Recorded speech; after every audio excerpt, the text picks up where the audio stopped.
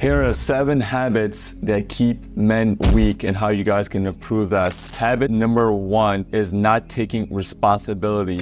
If you're a high-value man in society, you have to take responsibility for your actions. Whatever you do, never mock others, don't look down on anybody else. Instead, teach them and help them support, help them level up. The most successful high-value people are not the people who are the strongest and the best at something. They are the ones that provide the most value to people. They never look down on people and take responsibilities. The most highest valued individual fuck up a lot, but they know when they fuck up and they're able to take those and turn them into a learning experience that they can internalize and learn from those mistakes, and then be able to articulate that to other people in your circle and surroundings and help them before they even make a mistake. That's how you shortcut success. Instead of you spending your entire life making your own mistakes, you go learn from somebody else's mistakes over lunch. So it's a hack. So always help people without asking for anything in return. Don't have an ulterior motive. Don't try to scam people and screw people over. Provide value without asking for anything in return, because you'll get it back 5, 10x immediately, or a week from now, 5 weeks from now, a year from now, 5 years from now, you'll get back at some point. So high value men don't run from failure. They go on and take calculated risks and they try and test things and they figure out what's working. And once they figure out what's working, what's not working, if it's not working, they pivot really quickly instead of devolving on something and instead of blaming others. Or the worst thing you can do is blame somebody else. You take responsibility for your actions. If you screwed up, it's not anybody's fault, it's your fault. Blaming on other people, number 1, makes you a less responsible person, it makes you a weak man. So habit number 2 of a highly valued individual is that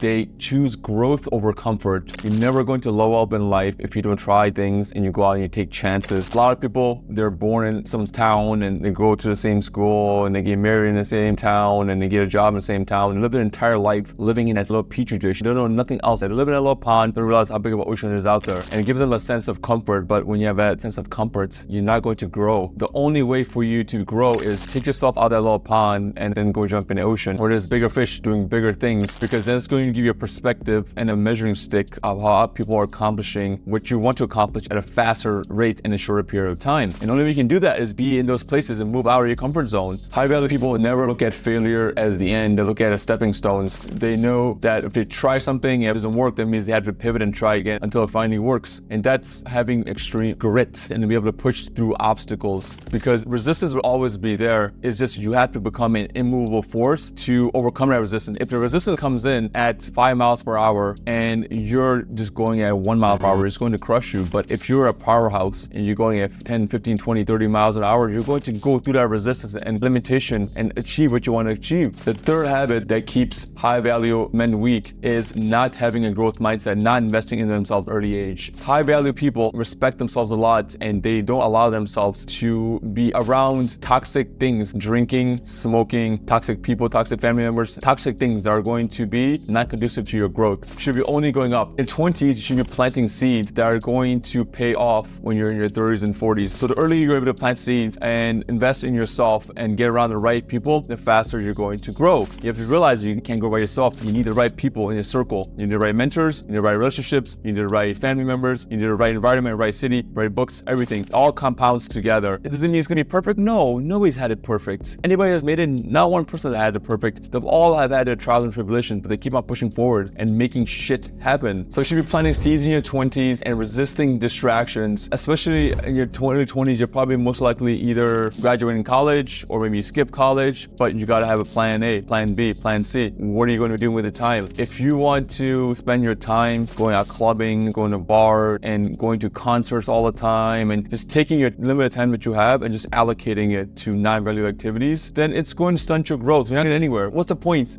I have not been to a concert in years. I barely go to bars and clubs. It's not my thing. People want that dopamine rush. They can't wait until the end of the week comes around, so they go Friday night, Saturday night, go spend time with their friends at a bar and club, get shit-faced drunk, wake up next day completely hungover, and waste an entire Saturday and do it all over again. And the weekend is completely gone. I take off one day a week, which is Saturday, which is spend time with my family, doing chores, errands, grocery shopping, things like that too. And then Friday or Saturday night, I spend a couple hours with my friends, and the rest of the time, I'm working back in the office Sunday. I have my whole week planned. I know what I need to accomplish. So you have goals in front of you, and you sit there and you reverse engineer how you get to that goal. And if you haven't reached your goal, then what are you partying about? There's no reason to party. Drugs and alcohol will slow you down. And the people that are into that kind of stuff, if you choose to surround yourself with those type of people, they're going to slow you down too. That's your fault. You need to be very picky. You're the average of the 5 you hang out with the most. I'm sure you've heard this 1,000 times. It's true, it's factual information. If you hang out with crackheads, you'll probably be another crackhead too. If you hang out with people who are working on themselves and they want to help you too and you want to help them. I live an hour south of LA and LA is popping all the time. I choose not to live in LA because I want to be in Orange County, California. It's super quiet here. I can focus. Nobody's bothering me while I'm working. It's super quiet and peaceful because I can focus. I respect my space and I respect the peaceful environment I created for myself. There's a book called Atomic Habits that you guys should all read, and it's a very interesting process that it talks about that you shouldn't be goal-oriented because you can only achieve your goals if you have good enough processes to achieve those goals. And the processes can only be good if you have your inner belief and your identities aligned to have the right processes to achieve those goals. If you don't have that, what you need to do is go back and change your belief system and your identity so you can have the right processes, then you can achieve those goals. Because a lot of people, if you don't have the identity and the belief system, when they achieve that goal, they go right back down because their identity doesn't allow them and the belief system doesn't allow them to achieve that goal. But if you have a good solid belief system, it becomes much easier to achieve that goal because the right processes are in place. Aligning and having your proper identity system at an early age is super important, and that comes by being around people and reading books and seeing how some of the best people in the world think. That's going to lay the foundation for you that you need to continuously grow and compound on. It sets certain parameters and your brain just gets a certain type of framework it's able to access every single time whenever you need to make hard decisions. Going out on Friday night and drinking and getting shit-faced drunk, it's not going to help you reach your goal. Drugs and alcohol is putting a band-aid on a deeper problem that you have. It literally has no value in my life and it shouldn't have any value in your life either. Habit number 4 that makes men potentially weak and that you can possibly improve is that you have to be very intentional with your action and body language. You have to be an individual man of confidence at all times. You have to walk upright, you have to speak very forwardly, and you have to be very direct with people about what you want. Whether it's with friends, business partners, families, or even the dating situation. If you're very forward and you're very direct, you know what you want, you're a planner, you know what you want. Here's your train, you're the conductor of a train, you drive the train. Whoever wants to get on that train with you can get on. Anybody who doesn't want to get on can stay the fuck off. Thus, you have to design your life. You have to be the architect of your own life. If you don't architect your own life, somebody else is going to be architecting your life for you. There's a saying, the world doesn't revolve around you. Actually, I disagree. The world can revolve around you. If you're a high value person, you know what you want, the right people will gravitate towards you and become a part of life. And they want to become part of your circle in your life because they respect your goals and your visions and your directness. And you're very direct about things, whether it's business, friendships, family, and even dating. You have to be the center of energy in the center of the universe. They will come towards you. The right people, if you're a low value person, you don't know what you want, the right people are not going to come into your life. And you're going to either become a part of somebody else's plan or you design your own life. It's simple as that. So you also have to be intentional with body language, posture, voice. You have to be very firm in what you say. You have to also obey the laws of the universe and stay close to God. You have to avoid being lazy and unproductive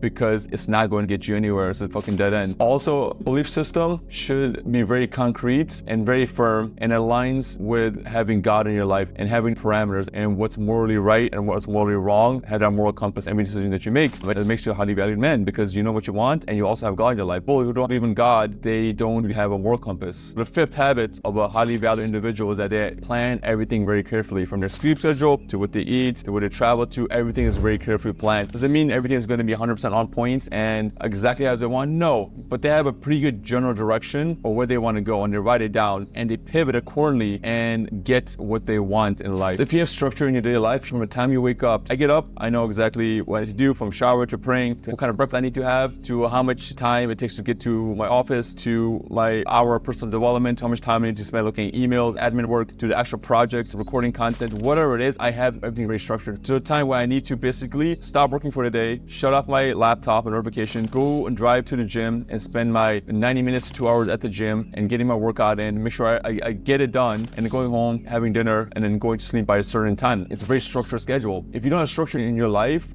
then it's hard to get results because results are based off of data and data only comes through structure. If your schedule's all out of place, out of whack, and you have no structure in your schedule, it's then hard to get results because you can't look at the data. So when you have data in place and you have structure, it's just much easier to see if you're progressing in life. Also, structuring the type of content you consume. If you go watch TV, especially the news, 90% of the news is negative. If you watch CNN and BBC, most of the stuff they paint, they have a certain narrative they're trying to paint. So you have to be very careful what kind of content you consume. Because if you keep on consuming the content and you believe 100% what CNN says is correct, then you're going to live a very programmed life because the wrong type of content is going to program you to think negatively. And you have to be very careful what kind of content you consume. Again, everybody around you, friends and family, have opinions. And when you take the opinions of the wrong people and you believe it as a truth, it can lead you astray. If you go to a doctor and get programming advice, probably not gonna be a good person to give you advice because he's a doctor. If you go to a rocket scientist and ask him about cardiologist advice, he's probably not fit to give you that advice because that's his specialty. So whenever you take advice from people, friends, family, or anybody, make sure that person is credible and giving you advice. It doesn't matter if they're older than you, younger than you, or even your parents. If your parents have never started a business and they're gonna give you advice about business, or even your friends that have never started a business and they wanna give you advice, you probably should not listen to them because they probably don't know what they're talking about. You need to go and talk to people that are successful in the thing that you're trying to get success in. If you're trying to start e-commerce, you probably should talk to people who are successful in e-commerce. Or if you're trying to get into law school, or if you're trying to get into a certain firm or trying to get a job at a certain place, you probably should talk to people that work or have experience working at that place so you can get the inside scoop of how that stuff works. Otherwise, everybody has an opinion. They'll give it to you if you really want it. It's just up to you to deflect it and take it as opinion and disregard it, or just consume it and make it part of your thought process. And that's a big flaw of a man, an individual that's not high value, because they take everything, what people say, the news and the family and friends, and they consume it and they think it's real and it's factual information. Take everything with a grain of salt. A highly valued man, individual, has independent thinking skills. They're able to take different pieces of information and multiple sources and then come up with their own opinion about it, instead of just sitting there and turning the TV on and just sitting there and just being programmed and just thinking this is how it's supposed to be. It's false information. If you look at the school system, majority of the people have been programmed that you should go to school for 4 years and then maybe have a job, even though 90% of the stuff you learn in school is never ever used again at all. They put you through a 4-year program as normalized in society, and they programmed you to go to school and take out 4 years of loans, and these loan companies are making so much money, and the loan's unforgivable until you die. Student loans are completely unforgivable until you pass away, but business loans are forgivable. But business loans are considered too risky. But student loan is considered less risky, and it'll prove you instantaneously because it's education, right? It's going to help you, but it's not gonna guarantee you a job, and you're paying off debts and loans for the next 5, 10 years, 15 years, depending on what kind of specialty you get in. You gotta have structure, you gotta have a concrete idea of what you want. If you don't have a concrete idea, you have a general idea, which is fine too. And then you have to go out and find people who are ahead of you, who have a more concrete idea that can help you take your general idea and the general structure and turn it into a more concrete structure, so you know the route you're taking is the correct route. So habit number 6 is laziness. Laziness is one of the worst enemies of men. There's a saying that if talent doesn't work hard, hard work always beats talent. Because there's a lot of talented people out there that are lazy. They're smart, but they're lazy. It does no good. But there's a lot of people who are not, say, talented or not smart, but they have the crazy work ethic. I would rather take somebody who has a crazy work ethic than somebody who is super smart but super lazy, because they're not gonna get shit done. I want somebody who's gonna put in the hours. Even though that might be a smart person in the room, I know they're going to get shit done. And that's the people I want on my team. Now, if you are smart and you have amazing work ethic, you're completely unstoppable. Nobody can stop you at that point, because you have the smarts and you have the work ethic. And the only person stopping you at that point is you. Besides, obviously, God limiting you, the only person stopping you at that point is you. Battling laziness is an important skill set to have. It's one of the most common things among a lot of really smart and talented people. They just become complacent and they're fine with where they are, and they just refuse to get off the couch or refuse to move forward when the opportunities are endless. It's better to shoot for the moon and land in the sky versus shooting for the sky and landing in the mountains, or shooting for the mountains and landing in the dirt. So shoot as high as possible, and then you'll land in the area you're supposed to land into. But if you only shoot for the mountains and you land in the dirt, you're supposed to have some crazy outlandish goals that you want to accomplish, and the only way you can do that is you got to be inspired. So the 7th habit of a highly valued man, individual, is that they're compassionate, they have empathy. A successful person, high valued person, is not somebody who's dominant and makes them feel superior over everybody else. That's not true at all. A highly valued man has empathy and compassion and helps uplift people, not push them down.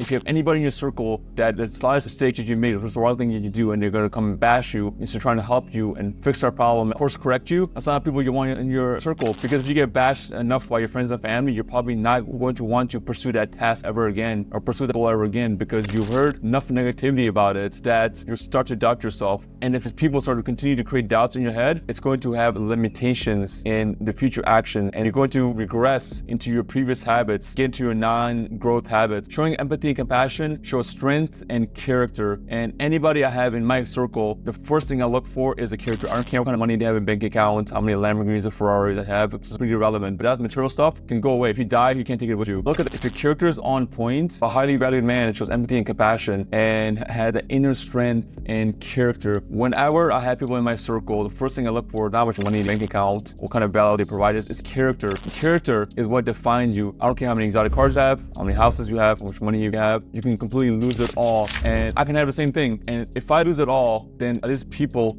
are just going to be in my life. If these people go away, they were never good people to have in your life in the first place. You have to filter people based on their character, not their material possessions. And it's going to come and go. You can't take material possessions after you die. They become completely irrelevant. And after a certain amount of material possessions, the incremental happiness that you get out of it is very minimal and probably lasts for maybe a couple of days or a couple of weeks at most. But if you have all these material possessions and you don't have anybody in your life that's high value and has good character, and a bunch of fake people in your life, you're going to have a very miserable life, go through depression, because these temporary material things are not going to fulfill you. You have to show compassion and empathy, and that's what I look for in anybody. And I'm a very good judge of character. I've had such a massive circle of friends, and the close ones around me, I can judge by the character, and I know where thick and thin, they're going to be there for me, and they have good hearts and good intentions, and I can trust them with pretty much anything in my life, and they'll be there for me. So guys, there are 7 habits that make men weak that you can improve on and become a high valued individual in your circle and society by working on those 7 things. Guys, thank you for watching this video. Please comment, like, and subscribe to my channel